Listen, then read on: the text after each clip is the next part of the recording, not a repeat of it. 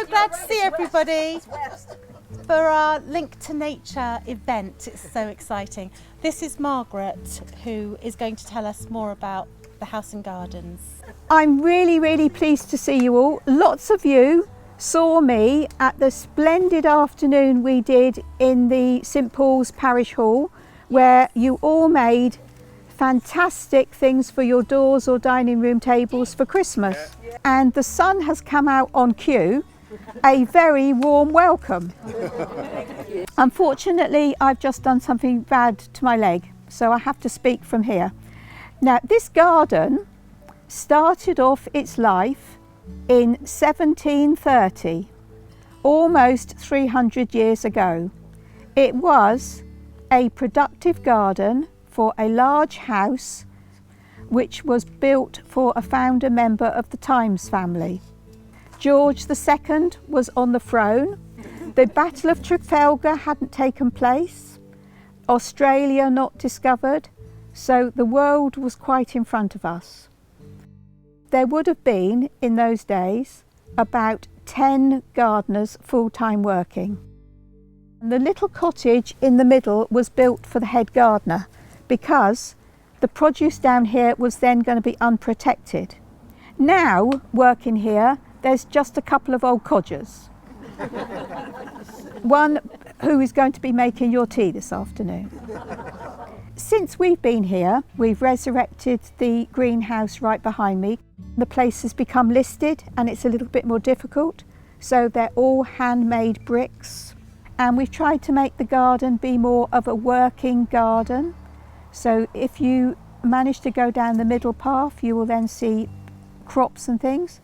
Obviously later in the year it becomes absolutely vibrant with dahlias and gladioli and cut flowers.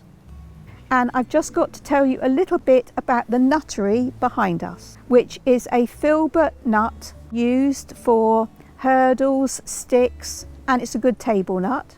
We coppice it to the ground every few years and then you get nice fresh sticks and big leaves and bigger nuts. I also left you lots of wheelbarrows, forks and hoes down the bottom so that you can all get to work while you're here. We've never had such an able-looking, willing workforce. There's no big rush, go slowly, and I want you to thoroughly enjoy yourselves. We try to increase our wildlife and we grow lots of things that attract birds. In the autumn we try not to cut down the perennial plants too quickly. They are brilliant for feeding the birds.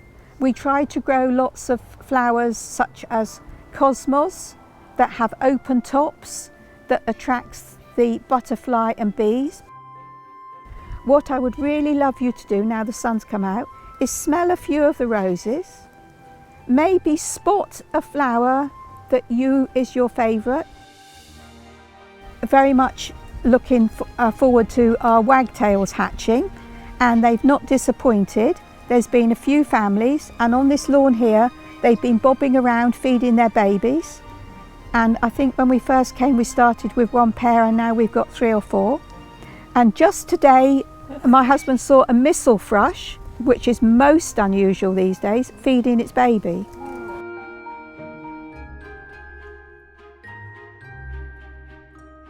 There are some very old gnarled apple trees.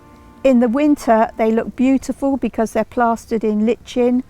They've even got some mistletoe on them.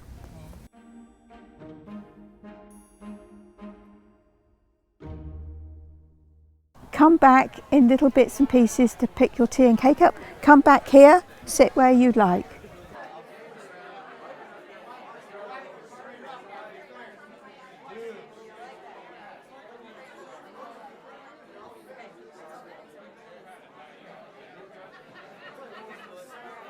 Thank you.